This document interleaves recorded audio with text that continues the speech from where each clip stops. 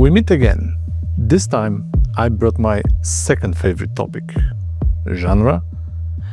I would say a main theme of a game. I really like the post-apocalyptic topic that many games perceive very differently, so it doesn't get boring in a way. End of the world as we know it, it's a very subjective and creative topic. I love how developers unleash their creativity in terms of a very grim version of the future or an alternative version of the world. It also leaves a lot of space for a cool game mechanics and interesting stories to be told. So what more do you want from the game? Let's go. I'll show you some of the titles that engraved this dusty, abandoned vibe in my head.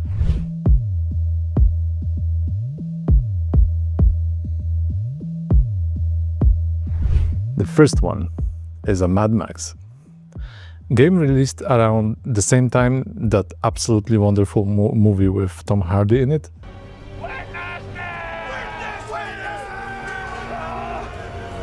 And one could expect that the game would follow the same story and the tone as the movie, but what a pleasant surprise it was.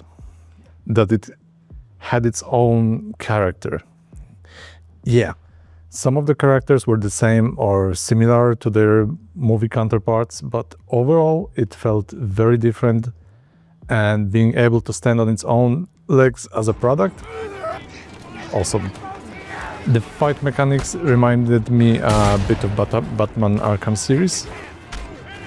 The world was interesting, gameplay was very post-apocalyptic.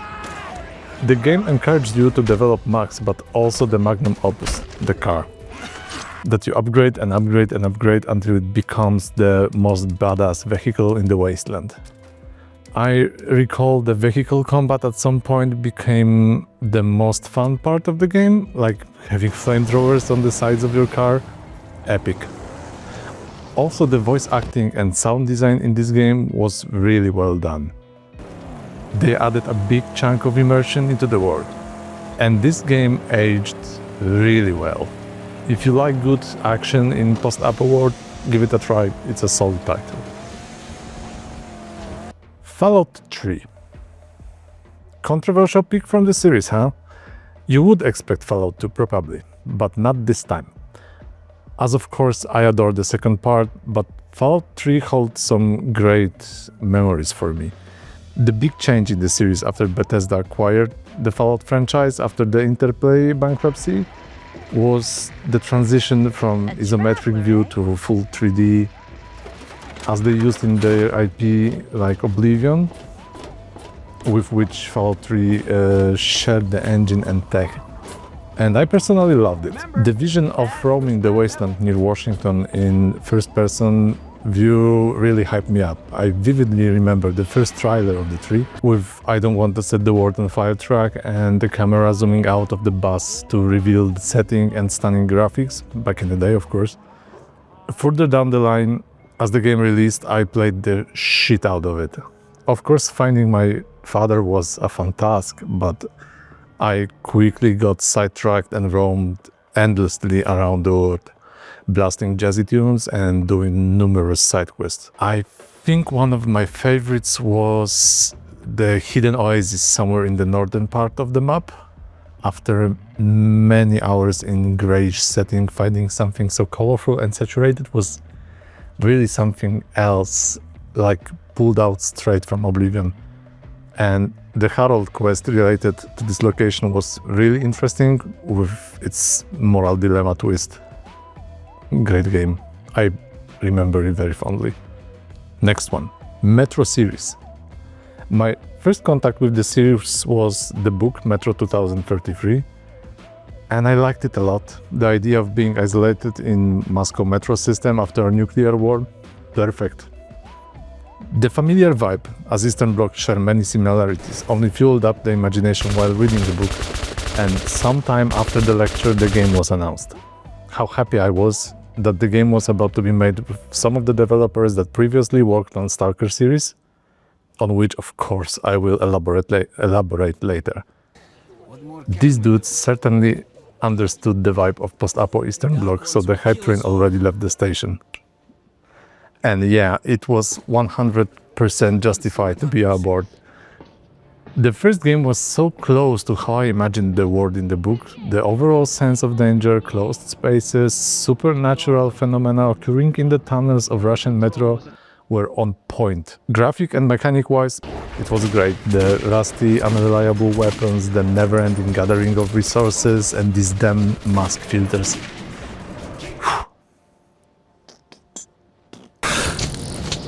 The Last Light, which was the sequel, which introduced more surface missions and expanded the story, was cool. I liked it, but didn't make such an impact as the first one. But the cherry on top for me was the Metro Exodus. How great this game was. The idea of leaving the tunnels behind and embarking on an armored train to find a place not touched by a war and create society of Moscow metro dwellers. It was so refreshing for the series. We explored many phases of Russian wilderness in this post-apocalyptic world, and it was executed perfectly. I especially loved two stages. The first one was Yamantau in Ural.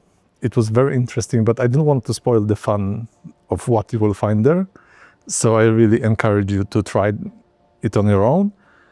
And second one was the dried out Caspian Sea with all the rusting wreckage of ships and this barren subplot. It was very cool. And if the closed claustrophobic corridors of Metro is not your thing, you can still try the Exodus. I know it's a sequel, but it's completely capable of standing on its own legs and doesn't really require you to know the story from the previous games.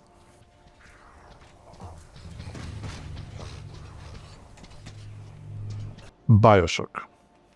Well, it's debatable whether it's a post-apocalyptic game, but let's say after a catastrophic event and Rapture, when we dig into it, it's really one of a kind. The Art Deco surroundings, the mystery, the powers, the big daddies. Maybe I shouldn't throw it into the roster, but fuck it, honestly. And it is a collapsed society, but in a micro scale. So what is different, like in comparison of Stalker? Never mind, don't get into the Stalker yet. This game really deserved the attention, and if you like exploring ruined interiors, solving the mystery, why you are there, what are the plasmids, and what really happened to the Rapture, the story is great, full of twists and turns that lead into direction that doesn't seem believable from the game's start perspective, but again, I wouldn't spoil it. I know it's a gold game, but hey, maybe you want to try it, you haven't played it, do it. Do it.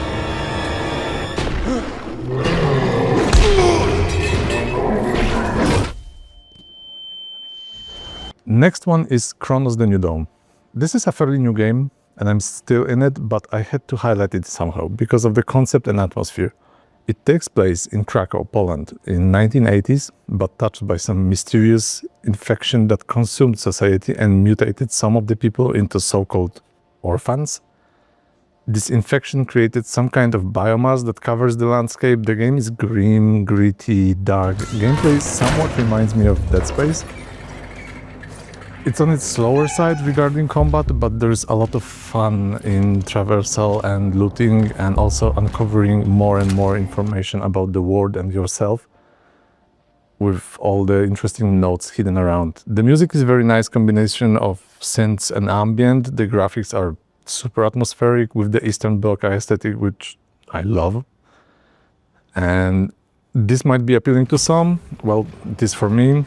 In the 90s, a lot of neighborhoods in Poland looked like from post-apocalyptic movie sets, so that might explain a lot. Well, Kronos is a cool mix of post-apo with sci-fi twist and a really original story, so I highly recommend you check it for yourself. It's a good piece of a survival horror with a cool setting. Next one is Project Zomboid. Surprisingly, this is the first title on this post-apo list featuring zombies, but not the last. As I value the input of zombie topic in post-apo, it sometimes feels lazy, just slap the zombie badge on the game and voila, apocalypse happened. But if the idea for the game is good, if the atmosphere is right and gameplay is sucking you in, then you get a gem, basically, like Project Zomboid. This indie title put its own spin on a zombie apocalypse and does it extremely well, and it's super fun. The gameplay is unique. You get an isometric view, pretty simple graphics, but they have this art style that is so distinct and memorable. You can laugh, but it somehow reminds me of the first Sims. Your main goal is survival, but death is imminent, because the game welcomes you with the "this is how you died" title. Very encouraging, you may think, but actually this is a game about stories from multiple characters. You can try to survive as long as possible, which is possible, but hard. But avoiding death is not always an option.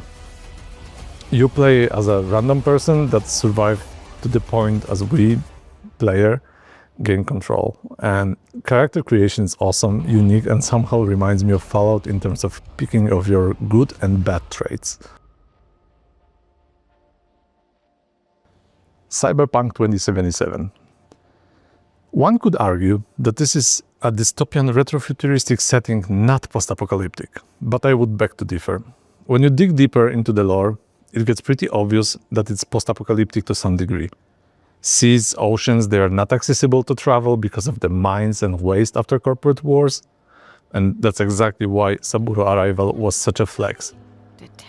People out of the city, clans of nomads fighting for territory and resources, people in the city either dying in the gutter or living at the highest possible life, but with no meaning.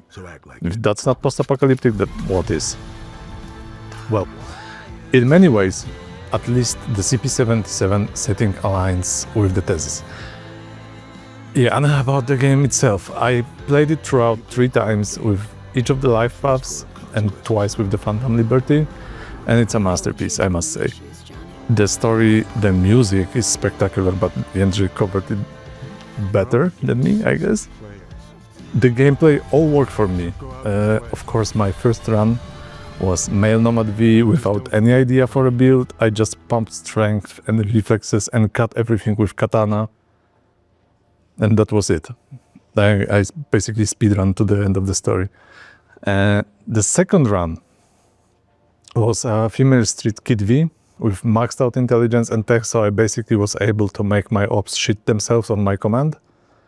And the third run, I would say the one I had the most fun with was Corpo V with Sandevistan and throwing knives. As I'm speaking about it, I feel like I would play it again, maybe with Gorilla Fists female V. Dying Light. Back to the zombie-themed games.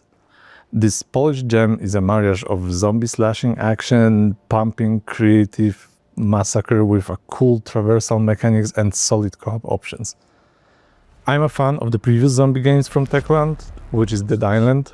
I would say Dead Island walked so Dying Light could run. And again, it's debatable if the first game was post-apocalyptic, as it took place in a quarantined city of Haran, but the second one was definitely post-apo.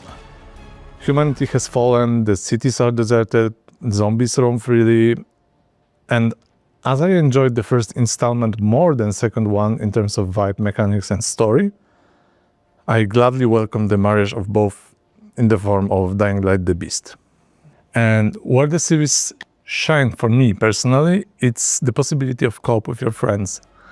I like when games give me opportunity to play with my friends and let us enjoy the story together, and the added value to this process is kicking zombies and smashing them with homemade machete with battery attached to it.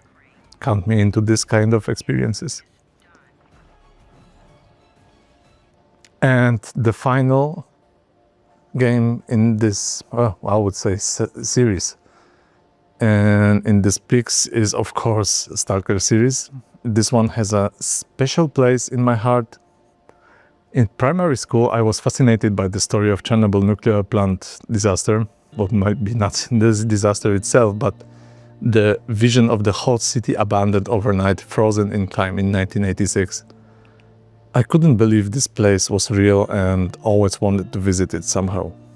Of course, I was a kid, but the fascination dragged further into the middle school when I had some urban exploration phase that carried this fascination of exploring the abandoned places. And then it struck in 2003 or late 2004, I don't remember correctly. I saw the trailer of Stalker Oblivion Lost, because it was the original title of the Stalker Shadow of Chernobyl. And you would have to imagine what impact it had. The game about roaming the zone, allowing me to explore the real-life areas of Pripyat, mind blown. Years flew by, I was awaiting the game to be released, but it was postponed, changed title, but finally in 2007, it was released, and oh boy, I was there for day one. Looking back at it, it was full of bugs, but I didn't care. I still don't. They were anomalies, not bugs, to be honest. And I loved it. Every part of it. Well, maybe apart from the Pripyat, which felt a bit underwhelming in the end. And looking back at it, probably rushed through the development. But it didn't end there. Very soon after the first one, like a year later, Clear Sky was released. It was short, but it introduced some new mechanics like artifact detectors, new areas, and a new story about Scar and his effort to stop Striok, the hero from the original game. It was super fun to jump back into the zone. And another year passed, and Call of Pripyat was there. What a time for a zone enthusiast it was. And then radio silence for a long time, until 2020. My days of urban exploration were long gone. Global illness and announcement of Stalker 2 struck planet Earth, and the passion reignited. I was watching closely the development, got into the hype train, and got sad after the war broke out. And and in the end, I replayed The Shadow of Chernobyl shortly before the release on 20th of November 2024, and I couldn't wait. I played it on day one after this one huge patch and basically devoured it. I missed the zone, I missed the characters, I wanted to know the story. I know that devs are still putting the new content into it. I will certainly get back to it one day. I'm just waiting for the pile of content to grow big enough for me to feel the freshness. Anyway, the series is great, the atmosphere is one of a kind, it has its quirks, but overall I would recommend it to anybody who likes to roam post-apo sceneries, and yeah, that's the Stalker for you. There are a couple of special mentions. I'm willing to play soon Clair Obscur, or already played, it depends when I will release this content. Yeah, that's the one. Fallout London. Fallout 4 didn't do nothing for me personally, but I want to try this mod, so probably will do it.